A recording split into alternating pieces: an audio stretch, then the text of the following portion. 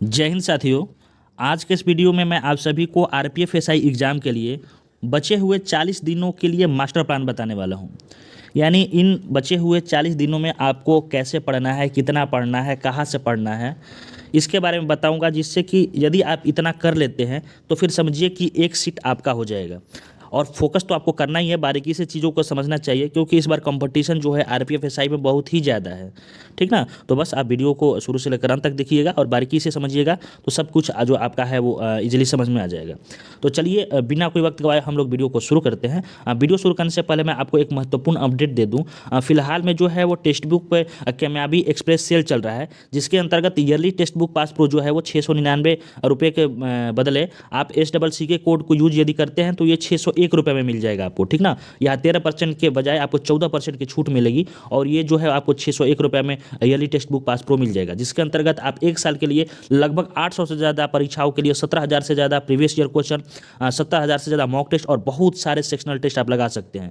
और आपको पता ही है कि जो भी एग्जाम यदि ऑनलाइन हो तो उसका जो मॉक टेस्ट है या फिर सेक्शनल टेस्ट है ऑनलाइन ही लगाना चाहिए, जिससे कि आप पहले से ही हैबिट में आ जाए। तो आप लोग जरूर SCC के कोड का यूज कीजिए और जो अपनी तैयारी है वो टेक्स्ट बुक के साथ बेहतरीन कीजिए।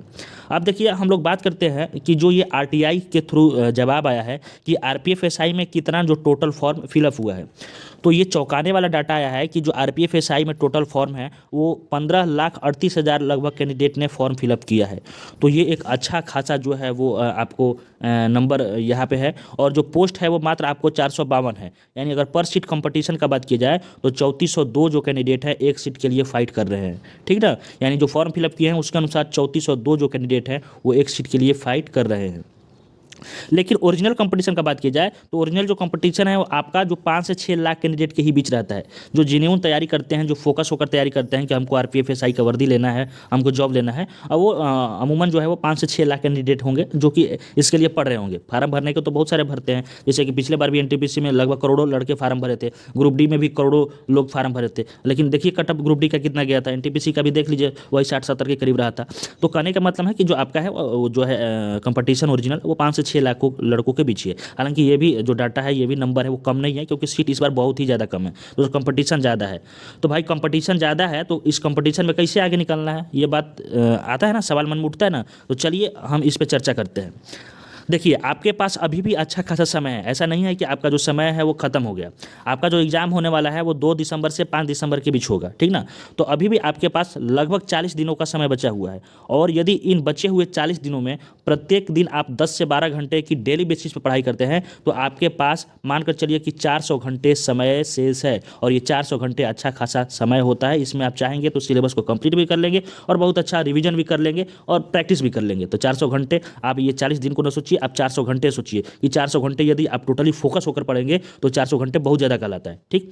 अब बात करते हैं कि कैसे भाई पढ़ना है। तो पैटर्न के बारे में तो आप जानते ही होंगे, मैं यहाँ थोड़ा मार्कर चेंज कर ले रहा हूँ। पैटर्न के बारे में आप जानते ही होंगे कि मैथ से आपको 35 सवाल पूछा जाता है, रीजनिंग से भी 35 सवाल पूछा जाता है। रही बात जीके जीएस का, तो जीके जीएस का वेटेज थोड़ा ज़्यादा है, यहाँ से 50 सवाल पूछे जाते हैं। यानी टोटल 120 सवाल पूछे जाते हैं आपको परीक्षा में। लेकिन अगर प्रायोरिटी निर्धारित करना हो कि प्रायोरिटी किसको दिया जाए, किस पे ज़्यादा फोकस किया जाए, तो मेरे हिसाब से मैं अपने एक्सपीरियंस के बल पे बता रहा हूँ कि वो आपको मैथ और रीजनिंग को ज़्यादा प्रायोरिटी देना है। क्योंकि मैथ और रीजनिंग जो है वो 70 नंबर का पूछ रहा है, और ये ऐसा सेक्शन है कि जहाँ से आप जो अपना है मैक्सिमम उसको अचीव कर सकते हैं। ठीक ना। मैथ में आपको डाटा बेसिस रहता है, रीजनिंग में भी डाटा रहता है, तो यहाँ से आप जो स्कोर है वो अच्छा खासा कर सकते हैं। चीज़ों को यदि अच्छे से आप प्रैक्टिस कर लेंगे तो आपका जो 70 है उसमें लगभग मानकर चलिए तो 65+ आराम से आ जाएगा। ठीक। बाकी पढ़ना तो हमको जीके भी है, छोड़ना तो है नहीं, क्योंकि इसका भी वेटेज 50 सवाल है। 50 सवाल आप छोड़ेंगे तो कहीं का भी नहीं रह जाएंगे, रिजल्ट से तो बहुत कोसों दूर हो जाएंगे। तो छोड़ना नहीं है, लेकिन प्रायोरिटी का अर्थ आप समझ रहे होंगे कि किसको प्राथमिकता देना है, तो वो मैथ रीजनिंग को देना है। इसमें ज़्यादा आप स्कोर अचीव कर सकते हैं। जीके जीएस में आप जो है वो फुल स्कोर जो है अचीव करने में बहुत ही ज़्यादा परेशानी होगा, और आप न्यू फ्रेशर कैंडिडेट होंगे तो ये तो बहुत ही ज़्यादा मुश्किल है। 50 में 48-50 लाना ये ज़्यादा ही मुश्किल है। बहुत ही ज़्यादा मेहनत करेंगे तो ऐसे 1-2 कैंडिडेट होंगे जो ला देंगे। लेकिन इसमें भी आप अच्छा स्कोर कर सकते हैं, जिससे कि जो आपका रिजल्ट में हो नाम हो जाएगा, क्योंकि सीट बहुत कम है तो इसमें भी अच्छा स्कोर करने की जरूरत पड़ेगी ही। अब देखिए, अब बात करते हैं कि कैसे क्या करना है। तो देखिए, मैं सब्जेक्ट वाइज आपको बता दे रहा हूँ।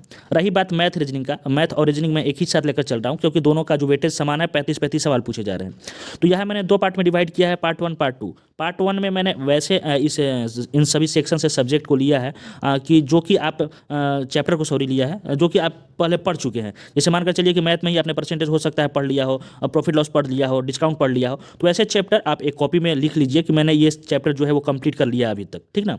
और एक उसी कॉपी में पार्ट 2 में आप लिखिए कि ऐसे कौन से चैप्टर है जिसको हमने अभी पढ़ा ही नहीं है, यानी उसको पढ़ना बाकी है। तो ऐसे 2 पार्ट में आपको डिवाइड करना है। हो सकता है कि आपने बहुत सारे ऐसे चैप्टर पढ़ लिए हो क्योंकि काफ़ी दिनों से आप तैयारी कर रहे होंगे, फॉर्म भरे होंगे तो, और कुछ ऐसे चैप्टर हो सकते हैं जिसको कि आपने नहीं पढ़ा होगा, तो वो पार्ट 2 में लिखना है।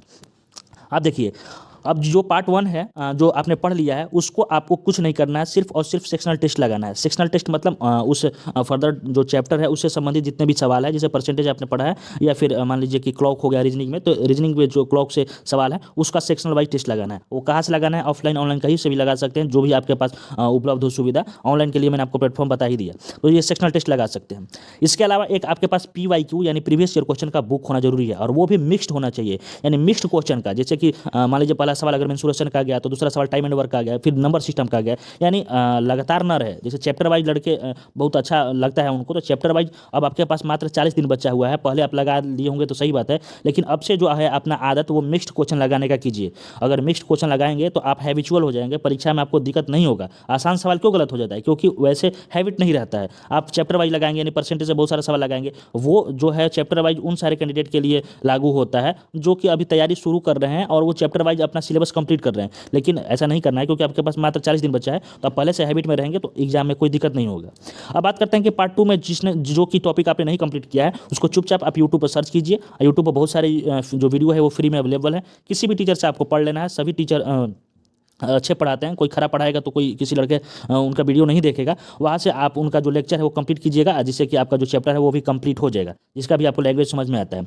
उसके बाद जो वो टॉपिक है चैप्टर है उसका सेक्शनल टेस्ट लगाना है, और प्रीवियस ईयर क्वेश्चन बुक वो भी मिक्स वाला। यानी कहने का मतलब है कि मैथ और रीजनिंग के लिए आपके पास प्रीवियस ईयर क्वेश्चन का एक बुक होना जरूरी है, और साथ ही साथ सेक्शनल टेस्ट लगाना ही है। अब प्रीवियस ईयर क्वेश्चन का बुक कौन सा होना चाहिए, तो मैं आपको दिखा दे रहा हूँ। प्रीवियस ईयर क्वेश्चन का बुक ये जो है वो किरण पब्लिकेशन का ही है।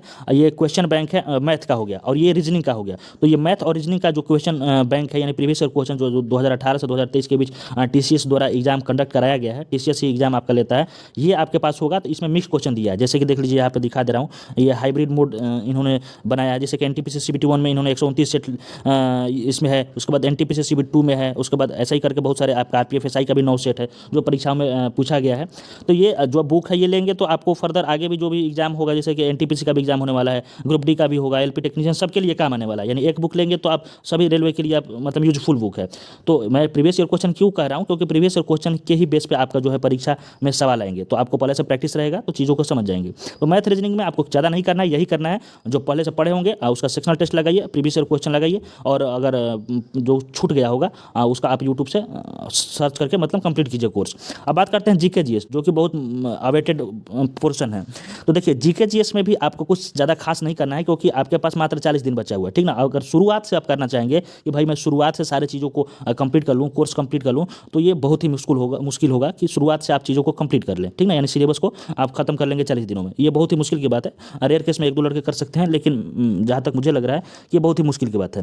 अब बात करते हैं कि यदि आपके पास खुद का सेल्फ नोट्स है या फिर कोई एक बेसिक बुक है, तो यदि आप उसको पढ़े होंगे तो उसका फिर सिर्फ और सिर्फ आप रिवीजन कीजिए, और कुछ ऐसे टॉपिक्स होंगे जो कि आपने छोड़ दिया होगा तो उसको पढ़कर उसका रिवीजन करना है। और उसके साथ ही साथ आपको एक प्रीवियस ईयर क्वेश्चन, ये आपको स्क्रीन पर दिखाई दे रहा होगा, ये बहुत सारे कैंडिडेट इसको पसंद कर रहे हैं, मैंने खुद इसको देखा है, तो इस को चैप्टर वाइज ये लिखा है, तो इसको ले सकते हैं, ठीक ना। ये भी हमको लग रहा है किरण पब्लिकेशन का ये बुक है, ठीक।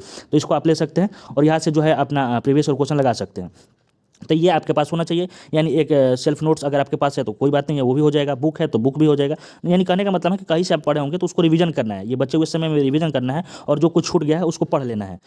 अब बात करते हैं कि अगर मान लीजिए कि ऐसा बहुत सारे ऐसे सब्जेक्ट होंगे जिसको कि आपने नहीं पढ़ा होगा, तो उसके लिए चुपचाप आप मैराथन क्लास देखिए। यूट्यूब पे भी बहुत सारे सब्जेक्ट वाइज मैराथन है, जैसे कि आप हिस्ट्री सर्च कीजिएगा, हिस्ट्री मैराथन, तो बहुत सारे वीडियो आ जाएंगे हिस्ट्री मैराथन 10 घंटे 12 घंटे का। उसके बाद पॉलिटी का मैराथन का वीडियो आ जाएगा, तो मैराथन वीडियो 10 घंटे 12 घंटे का है। यदि आप 1.5 के स्पीड में देखेंगे तो वो एक दिन में एक वीडियो खत्म हो जाएगा, आपका आराम से खत्म हो जाएगा, जिससे कि अपना सिलेबस है वो प्रत्येक सब्जेक्ट का आप 40 दिनों में कर सकते हैं। और उसके रिलेटेड आपके पास एक बुक होना चाहिए जहाँ से आप रिवीजन कर पाएँ, क्योंकि कंप्लीट करेंगे तो लिखने में तो ज़्यादा समय लग जाएगा, आप 40 दिनों में तो लिखने में ज़्यादा समय लग जाएगा। तो सिलेबस हमको कंप्लीट तो कर लिए, लेकिन रिवीजन भी तो करना है। तो उसके लिए आपके पास एक बुक होना जरूरी है, या तो वो लुसेंट का बुक हो, या फिर अभी किरण पब्लिकेशन का डिमांडिंग बुक आ रहा है वो हो, या फिर क्राउन का बुक हो, दृष्टि का हो, अरिहंत का हो, कोई भी एक बुक यदि आपके पास मौजूद है, नहीं तो कोई भी आप एक ले सकते हैं, जहाँ से आप रिवीजन के लिए मैराथन वीडियो देखेंगे तो रिवाइज कर सकते हैं। स्टैटिक जीके के लिए भी ज़्यादा आपको कुछ नहीं करना है। स्टैटिक जीके के लिए भी बहुत सारे वीडियो मैंने देखे हैं यूट्यूब पर, मैं सजेस्ट इसलिए नहीं कर रहा हूँ तो कि आप चीज़ों को गलत वे में लेकर चले जाते हो।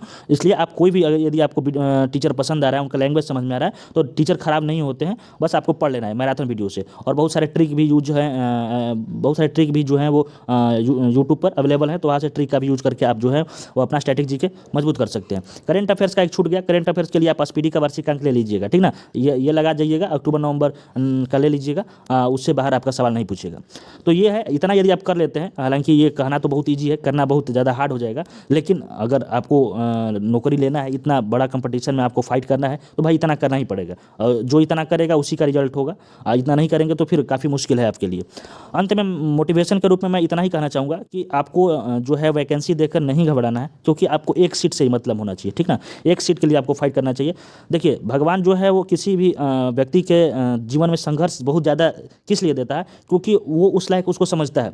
यानी यदि आप ज़्यादा ज़्यादा से ज़्यादा संघर्ष करेंगे तो आपको जो कामयाबी है वो भी बड़ा से बड़ा ही मिलेगा, यानी कामयाबी बड़ी ही मिलेगी आपको। तो इसके लिए नहीं घबराना है, सीट देकर घबराना नहीं है। आप ही जैसे में से 452 कैंडिडेट हैं, उनका रिजल्ट होगा और वो डबल स्टार आरपीएफ एसआई बनेंगे, ठीक ना, यानी डबल स्टार उनके कंधों पे लगेगा।